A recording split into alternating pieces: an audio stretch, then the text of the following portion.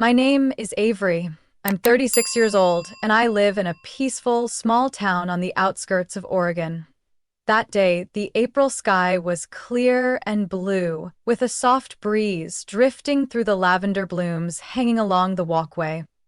I carried a carefully wrapped gift in my arms, walking alongside my husband toward the gate of Emily's house, my dearest friend in the world.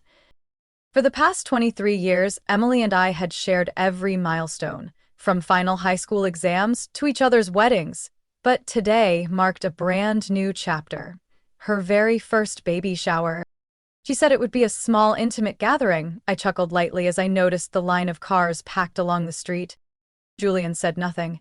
He gave my hand a gentle squeeze, a silent kind of warning. "You okay?" I tilted my head toward him.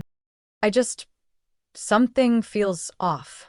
His voice dropped, his eyes scanning the area like he was reading a medical chart. I tried to shake the uneasiness creeping up my chest. Julian is an internist, the kind of person who notices the tiniest things most people ignore. But with Emily, I was used to grandeur. She always loved perfection. From the embossed invitations to the bold lettered banner strung across the garden. "It's a girl." Her two-story cottage mail home looked more like a wedding shoot studio. Pale lavender balloons everywhere, a dessert table with a three-tier white frosted cake, a photo booth framed with dried flowers and soft golden lights. Everything was too perfect, too extravagant, and far too expensive for a couple with a modest income. Tyler, Emily's husband, worked as an editor for a small local magazine. Emily ran a nonprofit organization focused on women's health. They'd been married for almost 4 years, and this was their first child. Or at least, that's what they told everyone. "Looks like half the town's here," Julian muttered as we passed through the white gate. He adjusted his collar, but his eyes never left the crowd. "You know how Emily is. She never does anything halfway," I said, trying to reassure him. But he didn't smile. His eyes stayed wary, like he was monitoring a surgery in progress. A doctor always knows when something's not right. And I should have known it too. When Emily opened the door to greet us, she looked like she'd stepped off the cover of a maternity magazine. A pastel pink maxi dress hugged her figure, her golden hair curled in soft waves. A purple flower crown perched on her head. Her face was flawlessly made up, her smile radiant, and she cradled a round baby bump like it was the most precious thing on earth. "Don't squeeze too tight," she laughed, subtly dodging my hug. "Don't want to squish the little one." I smiled, but something felt off. We'd hugged thousands of times. This one had space in it. Julian just nodded politely, eyes fixed on her belly like he was mentally measuring something. Inside, the house was packed, shoulder to shoulder.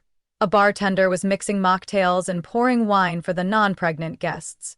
A professional photographer weaved through the crowd, capturing happy moments. Family photos were everywhere, and the gift table overflowed with bags from high-end brands. "This must have cost 10 grand, I muttered. "Emily said most of it was sponsored." Julian glanced at me. "Sound familiar?" I pressed my lips together and didn't reply. Emily always knew how to draw attention, but this time, something felt deeper, harder to explain, and Julian had sensed it long before I did. Just minutes later, as Emily showed off the nursery design board, Julian leaned close and whispered in a voice that chilled me. "We need to leave, now." I spun toward him, disbelief written all over my face. "What did you just say?" I whispered, careful not to be overheard. "I'll explain later, but we need to go, right now." His eyes were tight with tension, more serious than I'd ever seen. "Julian, this is Emily's baby shower. She's like a sister to me. You can't just drag me out of here like there's been a murder." My voice sharpened, nearly trembling with anger. "Trust me. Get in the car, please." His voice was low, firm, and urgent. In the end, I nodded reluctantly. I walked over to Emily, forced a polite smile, and lied, said Julian had just gotten an emergency call from the hospital and we had to leave early. Emily pouted but didn't push. She only made me promise we'd catch up soon so she could share all the exciting baby news. As the car pulled away from the street overflowing with pastel purple balloons, I turned to Julian. "Now talk," I said through clenched teeth. "What the hell is going on?" Julian stared straight ahead, his hands gripping the steering wheel like he was trying to crush it. "Emily isn't pregnant, Avery." I laughed. Not because it was funny, but because of how absurd that statement sounded. "Are you insane? You saw her belly with your own eyes." I saw it, but that wasn't a 7-month pregnant belly. It was something fake, some kind of padding, and that's just the beginning of it. "Julian, you're talking about my best friend, the one I grew up with, the one who cried with me all night after her first heartbreak. I know her." "And you also know I'm a doctor," Julian shot back. "I don't say these things lightly. But Avery, Emily's body hasn't changed the way a woman's body does at 7 months pregnant. No swelling in her hands or ankles, her face hasn't filled out. She still walks like she's on a runway. Have you ever seen her actually hold her belly? Or let anyone touch it?" I froze. He continued, softer now, but no less firm. "Since last month, I've noticed things. Remember when I stopped by their place to help after that bookshelf collapsed? In Emily's office, there was a stack of medical papers left out on the desk. I glanced at them. There were no relevant blood tests or ultrasounds consistent with pregnancy. Maybe she switched doctors. Or she's being seen somewhere else," I snapped. Julian shook his head. "The doctor listed on the paperwork was someone I know well, Dr. Pamela Cross. She's an endocrinologist, not an OB/GYN, and she doesn't work at the hospital Emily claimed. Something is seriously off here." I had no words. My mind spun. Memories of Emily since she'd announced her pregnancy flooded in. The selfies she'd posted online, always wearing loose dresses, always shot from the side in dim lighting. Every time I offered to go with her to an appointment, she'd make some excuse about already having a visit with Tyler or wanting to keep it private. "But why? Why would Emily fake a pregnancy?" I whispered. Julian was silent for a long time. Then he said, so softly I almost didn't hear it, "I'm not sure. Maybe for attention, maybe for money." "Money?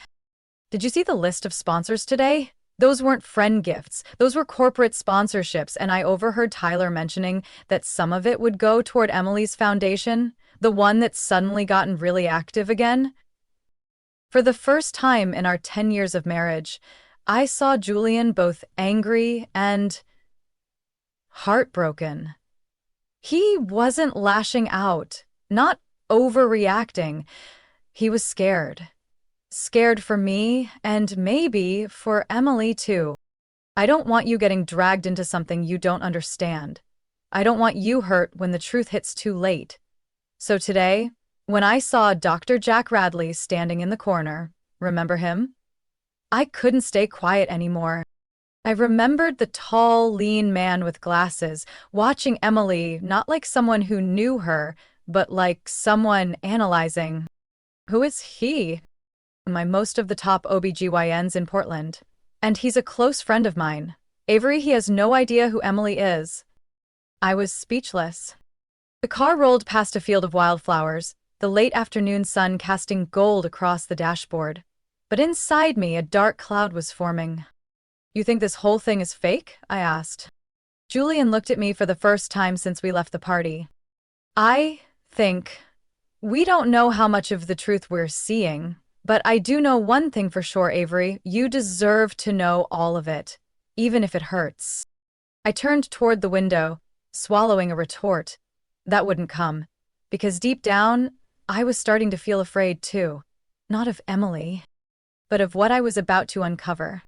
The next morning, I woke up feeling like I'd lived through a nightmare that hadn't ended. Julian had already left early for the hospital, leaving behind a warm cup of coffee on the kitchen counter and a short note. "I believe in you, but be careful." I clutched the paper in my hand, a chill running down my spine. I unlocked my phone, scrolling through Emily's recent posts. In every one, she wore flowy dresses, posed sideways, her belly perfectly rounded, her face radiant, hands lovingly resting on her stomach like she was guarding something sacred. But when I really looked, it started to seem more like a performance than reality. I texted Emily, "I left my blue scarf on your sofa yesterday. Mind if I swing by to pick it up?" A few minutes later, she replied, "I'm at an appointment in the city, but Mia's home. Feel free to come by." Mia, Emily's younger sister, 25 years old, a freelancer, was more open and predictable than her sister. If anyone was likely to accidentally let something slip, it was her. I drove to the old house at the end of Maple Street. Without the party, Emily's place felt oddly empty. The ribbons and balloons from yesterday still hung limply, like the remnants of a fading dream. Mia opened the door wearing an oversized hoodie and sweatpants, her hair pulled up messily, holding a bowl of cereal. "Oh hey, Avery! You're early! Come on in, I think your scarf's in the living room." I stepped inside, pretending to scan for my scarf, but really I was observing. The space that had been filled with laughter just yesterday was now eerily quiet. The couch looked suspiciously pristine, not a single crease or crumb. By the dining table, I spotted a half-F bottle of red wine and a glass next to a half-eaten steak. I tried to sound casual. "Emily is still eating rare beef? Isn't that risky for the baby?"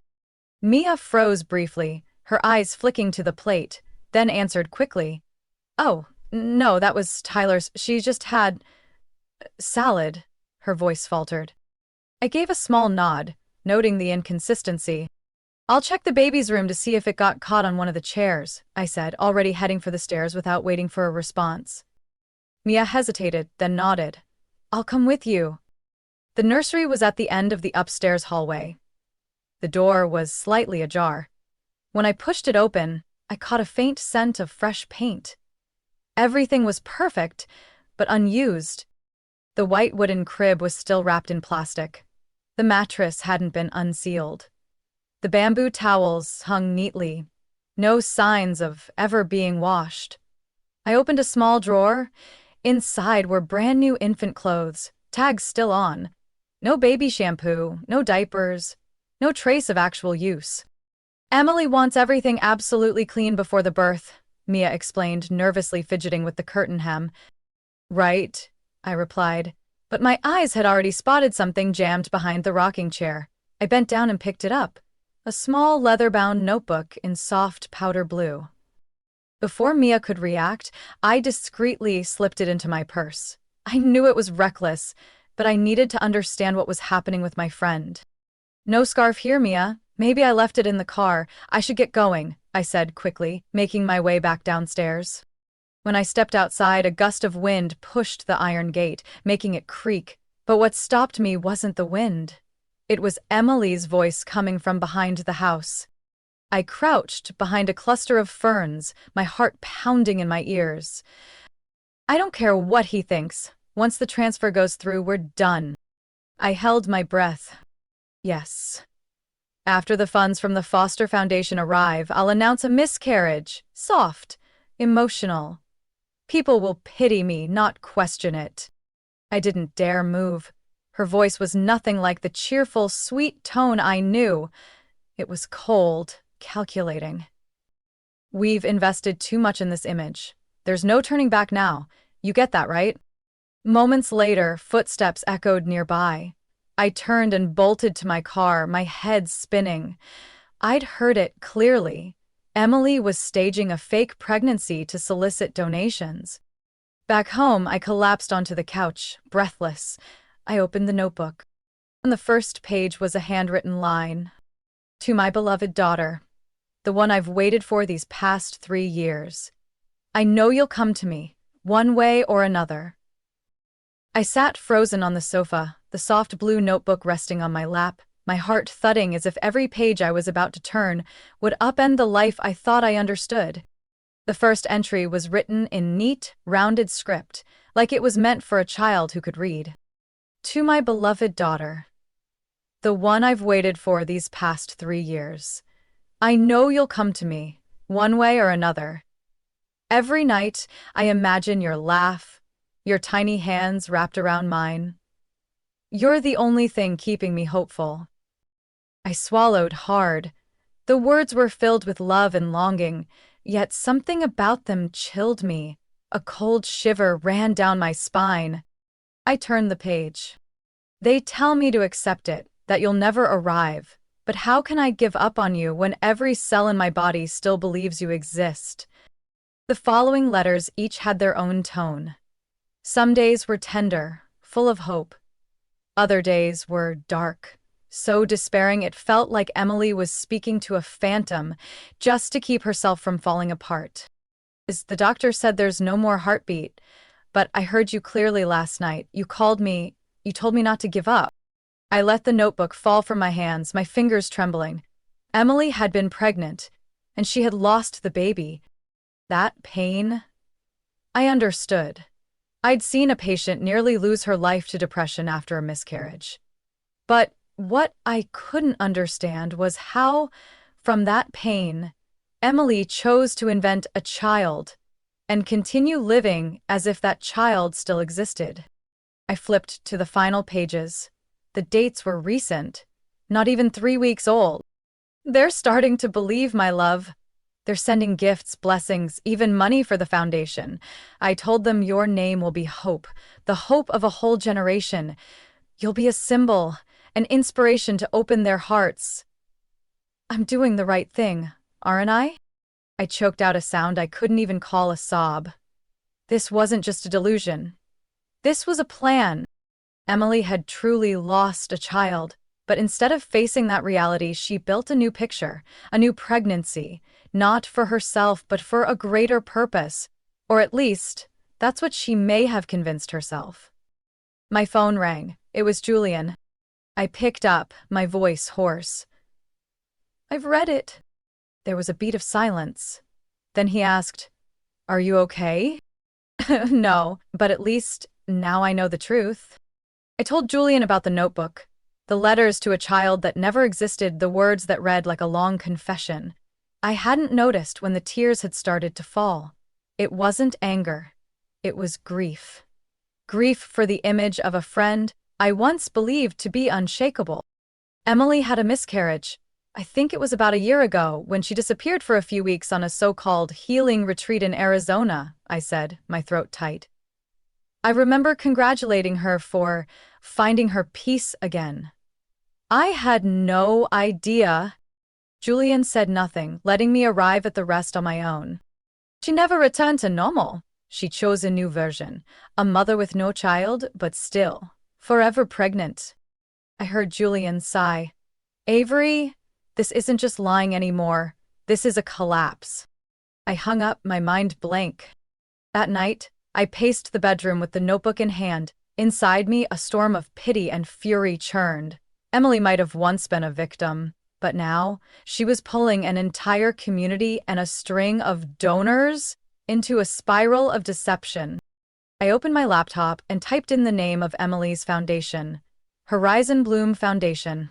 The website gleamed with images of young mothers holding babies, thank you notes from recipients, and a bright Donate Now button at the top of the page. Below, I found a section titled The Founder's Motherhood Journey, with a photo of Emily, hands on her fake pregnant belly, eyes glowing with joy. On one side, a journey of healing. On the other, a carefully staged performance. I looked at myself in the mirror, my gaze heavy. If I did nothing, who else might become a victim? How many people would give money believing in a child who never existed? I placed the notebook in my bag. I knew what I had to do next. I needed to see Emily. Face to face, no more circling, no more pretending. Because the truth can't stay buried beneath lavender ribbons forever. I received a message from Emily just before midnight. I know you read the notebook. We need to talk, just us. Tomorrow morning, 9 o'clock, the cabin at Blackstone Lake. No one else. The cabin at Blackstone, our favorite summer retreat during college. Secluded by the lake, surrounded by pines, filled only with bird song and the sound of water. No strong cell signal, no neighbors, a perfect place for conversations no one else should hear. I arrived on time. Emily was already there, standing on the porch, wearing a beige cardigan, her hair in a loose bun, no makeup, no baby bump, nothing left to hide. Our eyes met, longer than usual, and in that brief moment, I no longer saw the powerful woman who led dozens of fundraising events. Standing before me was a broken woman. "Come in," she said, her voice weary. The cabin looked exactly the same as the last time we were there. The wicker furniture, the brick fireplace, the framed photo of us in our 20s, hugging and laughing brightly. The past and present collided inside me like two worlds that couldn't coexist. "I brought the notebook," I said, placing it on the coffee table. Emily didn't touch it. She sat down, clutching a hot cup of tea like it was the only thing anchoring her to reality. "What do you want to hear? An explanation, an apology, or a confession?" I didn't answer. I waited. She sighed, her eyes drifting toward the window. The lake outside was still as glass. "A year and a half ago, I was actually pregnant. 8 weeks along." Her voice steady. "Tyler and I cried when that second line showed up. Things were getting better, then suddenly, it was gone." I heard the porcelain cup clink against the saucer, sharp and cold. "No one knew, except Tyler. I didn't tell you because you were being nominated for the board of the counseling center at the time. You were glowing, busy, and I just wanted to disappear." I clenched my fists. "But I was always there, Emily, no matter how busy I was." "I know," she whispered. "But that wasn't your fault. The fault was I couldn't accept the truth. I couldn't look in the mirror and see a failure. I lost the baby, and I lost my sense of worth." She stood up and began pacing the room, as if moving was the only way to stay conscious. Then, one day, I was invited to speak at a fundraiser for Horizon Bloom. The pressure was crushing.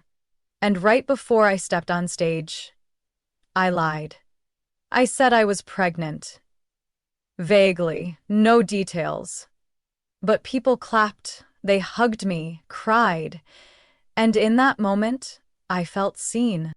I closed my eyes, heart aching. "And you just kept going?" "At first, yes. Then, it became about the money." Emily turned to face me, brutally honest.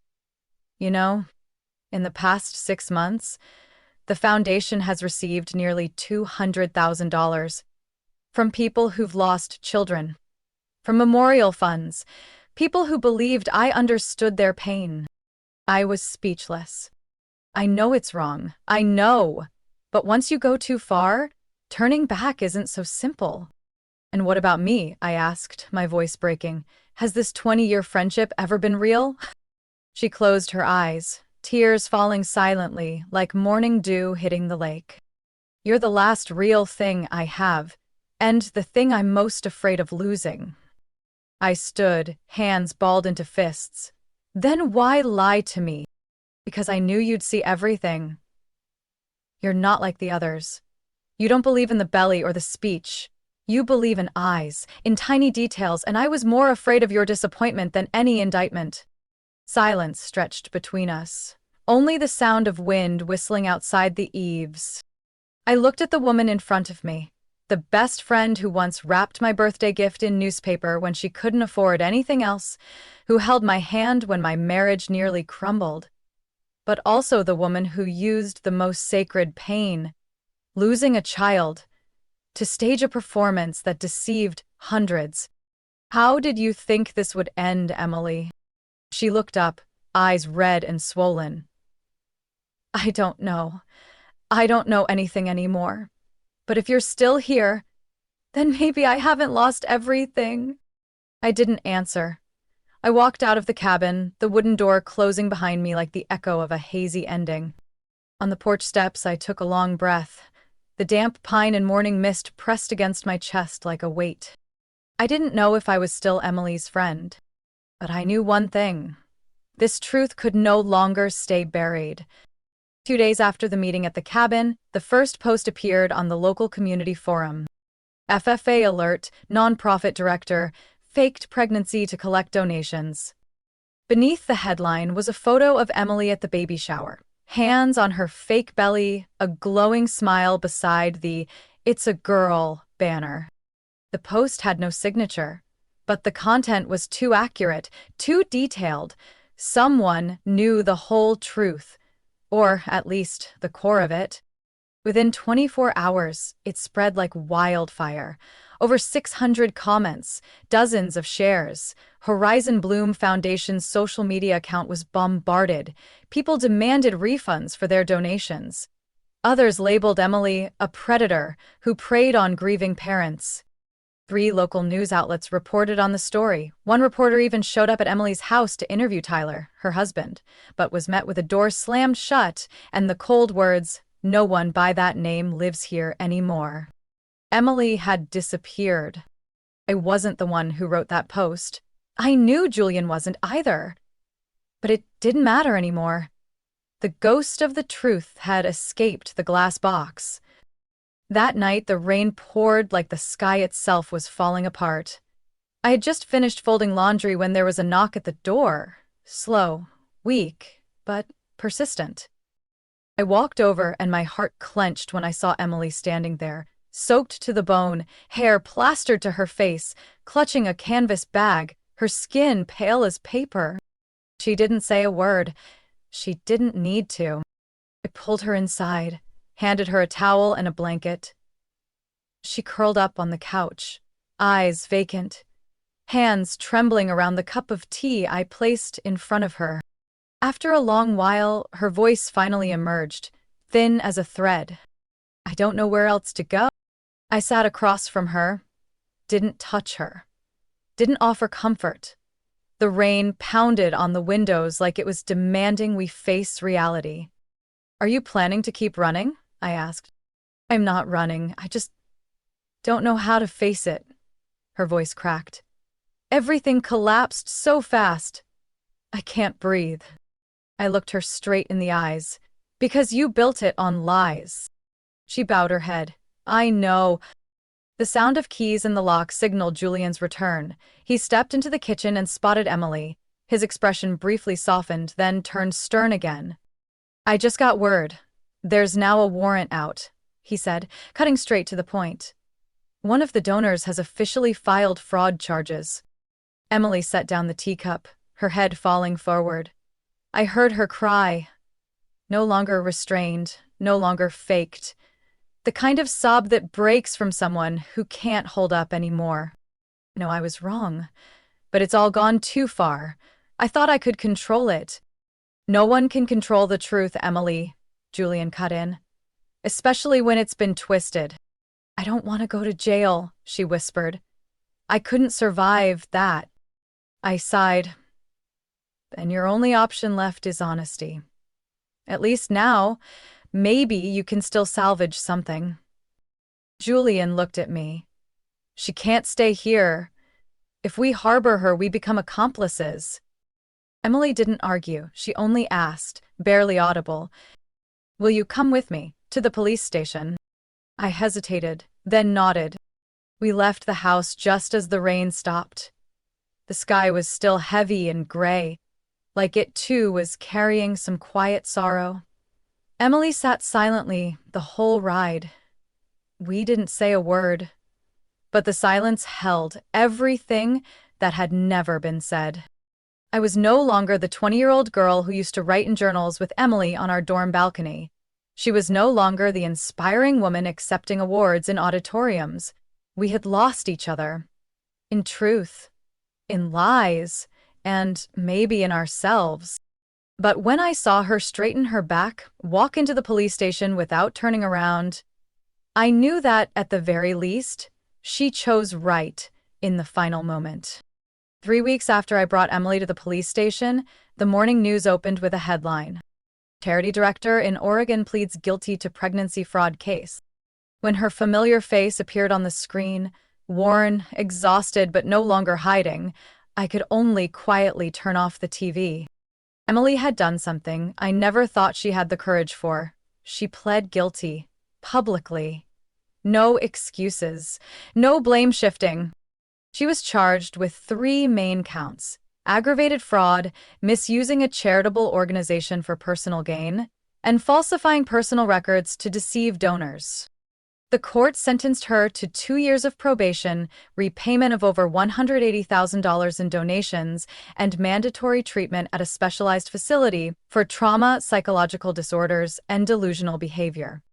Her attorney submitted a plea for leniency, including evidence of her miscarriage, untreated depression, and the personal journal, the very notebook I had held onto, as part of the documentation showing her deteriorating mental state for over a year. I was subpoenaed to testify. In the courtroom, I sat across from Emily, surrounded by dozens of eyes, curious, angry, pitying. When asked whether I believed Emily had intended to commit fraud from the beginning, I said, "I think she started from real pain, but she didn't seek treatment, didn't ask for help, and when the attention came flooding in from people who had suffered just like she didn't know how to stop." That statement didn't make anyone in the courtroom forgive Emily, but it made her cry. The Horizon Bloom Foundation officially dissolved 1 week later. Its remaining assets were transferred to other nonprofit organizations, transparent, long-standing, and trusted. The website disappeared from the internet. Articles praising the inspiring female director were pulled from publications. Emily's record was reduced to a string of controversial headlines, a costly lesson about trust and the line between compassion and truth. I haven't seen Emily since the trial, but one late autumn afternoon, a cream-colored envelope appeared in my mailbox. No sender's name, but I recognized the handwriting at first glance. I opened the letter. "Avery, this is the part of treatment they said I had to do. Face the truth. No embellishment, no spinning, no performance. And the hardest part is remembering each person I hurt, especially you. You don't owe me anything. Not forgiveness, not contact, not continuation. But I'm not writing this to ask for anything back. I just want to say, I'm starting to understand.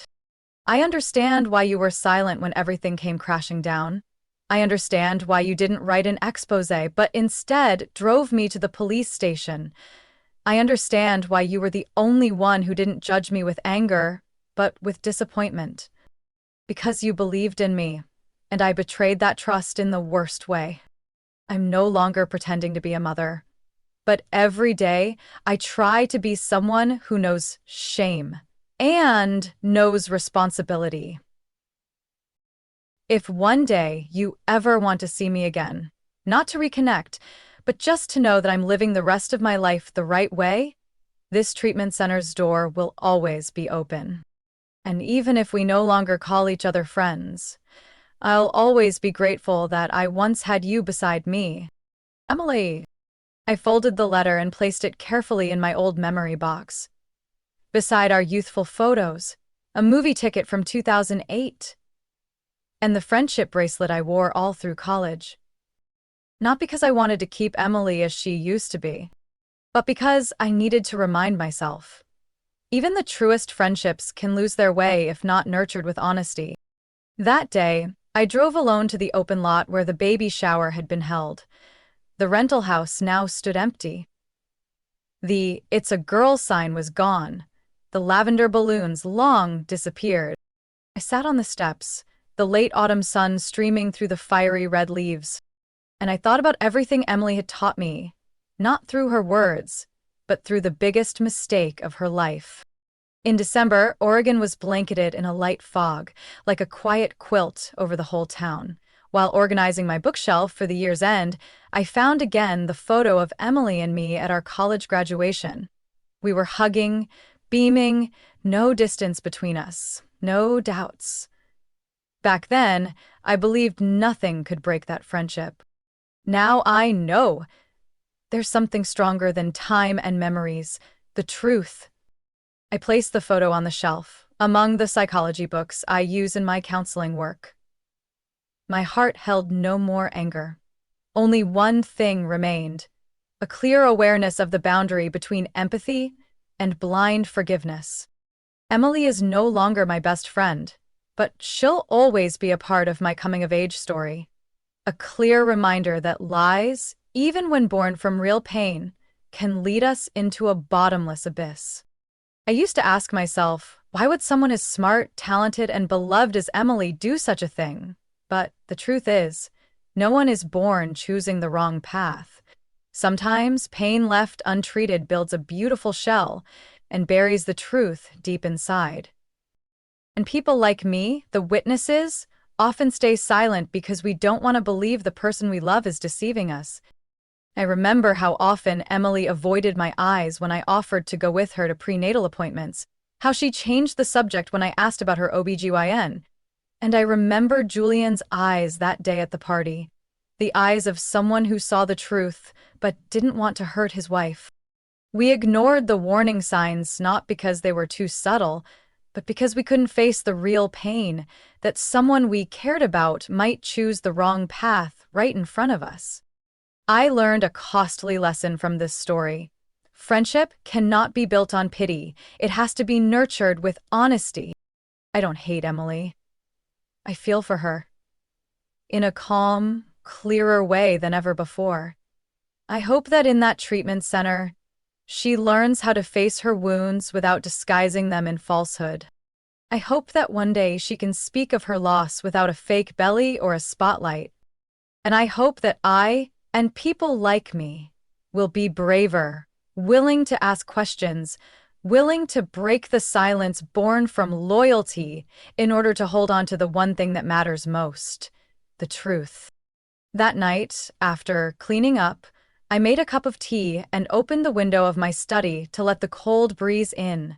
I thought about the people who had messaged me. Is it true? She was never really pregnant? And about those who had donated, not just money, but hope. I didn't have an answer that could make their pain go away. But I do know that when truth is laid bare, no matter how bitter, it always holds the power to heal if we face it soon enough. Emily's story isn't the only one. Somewhere out there, maybe you've stayed silent in the face of strange signs from someone close to you. Maybe you've pretended not to notice a contradictory comment, a suspicious gesture, just because you didn't want to confront the possibility that someone you love isn't being honest. I understand that feeling. I once chose to ignore it. Until I couldn't anymore. If you're staying silent, I just hope you remember this. Love should never be the reason to ignore the truth. It should be the reason to seek it, no matter how painful it is. When you hear this story, I'm not asking you to judge. I'm asking you to ask yourself, how many times have you noticed something strange in a relationship and chosen to stay quiet? Have you ever let trust override the truth? And if it happens again, will you stay silent or speak up? I'm Avery. I used to stay silent. Now I choose to speak up. For friendship, for truth, and for those still trapped in lies they don't yet see. If this story made you think, please share it. Who knows? It might help someone wake up just in time, before it's too late. Thank you for staying with me until the end of the story. If you've gone through something similar, don't hesitate to leave a comment. And if you'd like to keep hearing stories about trust, pain, and the courage to face the truth, please hit like and subscribe so you won't miss the next episode.